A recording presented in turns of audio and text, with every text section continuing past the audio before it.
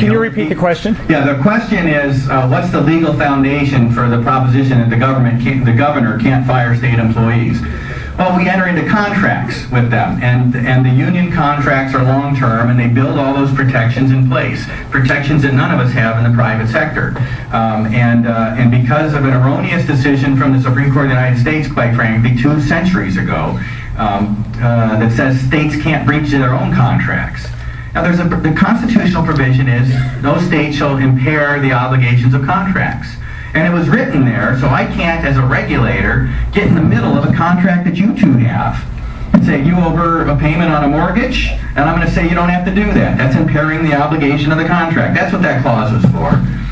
But the Supreme Court ruled 2 centuries ago that if you know, I buy widgets from you and then all of a sudden I can't afford them and I breach, it's not just a normal breach of contract case, it's a constitutional matter. So that's where that comes from. Now, there are ways to get out of that if with an aggressive Attorney General understands other provisions of the Constitution, and I intend to try and do that. But you get trial court orders that say you can't do that, and then they all throw up their hands. Hey, see, taxpayers, we tried, just didn't work. It's like some of the litigation over our prison system. I was involved in a case in Oklahoma over education equal access. What they're doing, the teachers would sue the school district.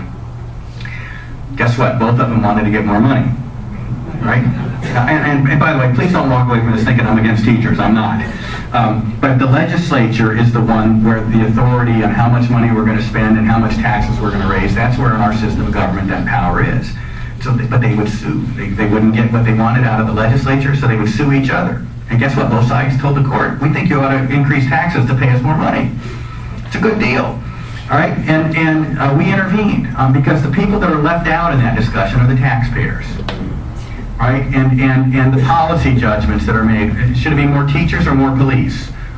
These are the kind of policy judgments that we give. Our constitutions assign that judgment to the legislature, to the policymakers of this state, not to the courts. And when a single judge can then take over our prison system, as has happened here in California, and then both sides throw up their hands, and we tried to protect you taxpayers, we just couldn't do it. Well, they could have. I was at the Supreme Court of the United States in 1996. 28 cases come up out of the Federal Court of Appeals from California that year. 27 out of the 28 were reversed. Almost all of them unanimous. It was so bad we started joking we ought to write a macro for our computer. The decision of the Ninth Circuit is reversed, the opinion of the court is unanimous, because we got so tired of typing it. The Alt-9 macro, we called it, for the Ninth Circuit. There is no surer way of getting Supreme Court review of a case than having a crazy Ninth Circuit decision with Judge Steve Reinhardt on the panel. That's what we got in that prison system litigation. Steve Reinhardt thinks he's a policymaker instead of a judge, and he's taken over our prison system. And he's saying it's overcrowded, and so we're going to release felons back in the street. Now, it's overcrowded if you assume that every inmate has to have his own cell by himself, not double bunked.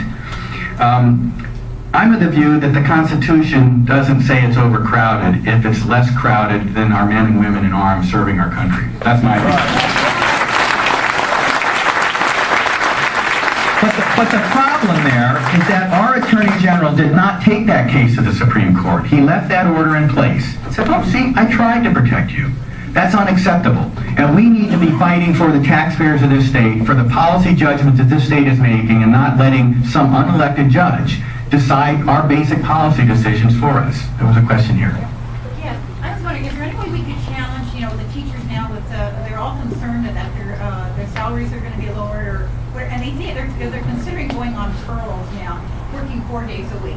Is there anything we can challenge? Because I go to school board meetings and I hear it says, well, if we're not getting our salary from it, it's the state's fault, then we're only going to work 4 days a week. Yeah. What are they doing? Yeah, and let me, if we got any teachers in the room. I'm not against it. Yeah, no,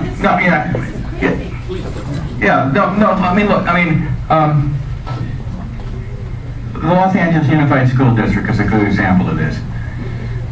What happened over the last 8 years is salaries went up more than double the pace of inflation. Because we had a lot of money. We had the dot-com boom and all of those things. And now the economy is tanked. the right answer, I mean, you could trim those salaries 10% across the board, and people would still be making more than they were before with inflation tacked on, right? And they'd still be making more than the private sector. So the right answer is a 10% across the board cut. The union wouldn't allow it. They said, fire 10% of our teachers, because the pressure to raise taxes when you create overcrowded classrooms and destroy the student-teacher ratio and all that, we'll get everything. You know, heck with the private sector having to pick up more tab when we can't do it anymore. And this is what's wrong with public employee unions. They put them, and it's not helping the kids, right? The 10% cut would have helped the kids. We could have had as many teachers in the classroom, streamlined the bureaucracy. I remember 20 years ago looking at a report from Los Angeles Unified School District of the number of administrators that were making in excess of $100,000 a year. I mean, it went on for 58 pages of single-spaced. It was unbelievable. What do they all do? What do they all do? And they were administrators, they weren't teachers. So when they tell you it's all about the kids, it's not. It's picking up the tab on the pensions, right? And it's because we've got public employee unions that negotiate for their own benefit rather than the common good. Go back to John Kennedy's thing, ask not what your government can do for you, ask what you can do for your country. They're not asking that anymore, right? And we have to insist on it. The taxpayers from one end of this country or another have said enough. I mean, think about it. As Republicans, victories in Virginia and New Jersey, there aren't even any Republicans in New Jersey anymore.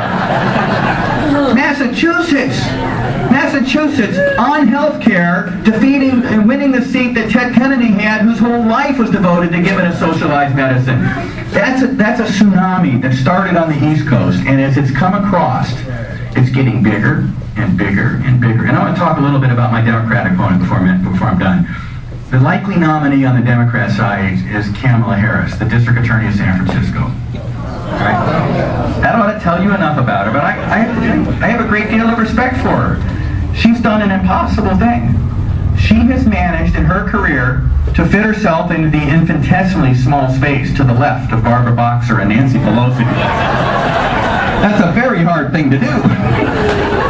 But think about how much fun it will be to be able to take on her radical left issues in the campaign in November. I hope you will let me do that. Thank you.